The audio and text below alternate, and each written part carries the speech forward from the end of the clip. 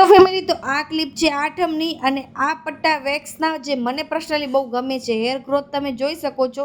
તમે કહેશો આઠમના દિવસે પણ કામ, તો એ મારા જેમ પાર્લરનું કામ કરે છે તો એને પણ ટાઈમ નહોતો મળ્યો, તો મેં કીધું ચલો એમને હું કરી જ આપું. મેં સ્ટ્રોબેરી ફ્લેવરનો વેક્સ લીધો છે, ક્રીમ વેક્સ.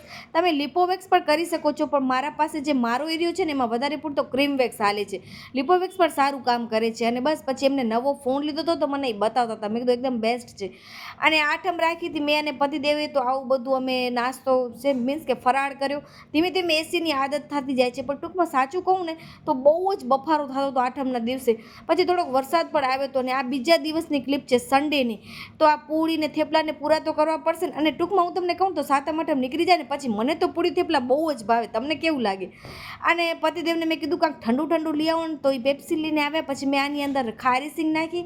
હું તમને એક આજ વાત શેર કરું, પતિદેવ સાથે છે ને હું એટલો બધો પાર્ટી ટાઈપનો એન્જોય ન કરી શકું, કેમ કે એના બિયર પીવે, એટલે હું નથી પીતી, નથી એ પીતા. હું ટૂંકમાં તમને કહું છું કે થોડોક એમ કાંઈક હોય ને અલગ ટાઈપનો. અમે જેમ કે સાપુતારા પણ ગયા હતા, તો મેં કીધું તમે બિયર પીવો તો મને પણ થોડોક આમ કહેવાય ને ટેસ્ટ કરાવજો. અરે યાર, ફ્રૂટ બીવાર હવે તમે બધા કહેશો આમ ક્યાં ને ક્યાં ઘૂસી જશો, એટલે એવું પણ કાંઈ એના ભેગું બહાર જાય ને તો એન્જોય ન થાય. એટલે સમજી જાઓ કે હું શું કહેવા માંગુ છું.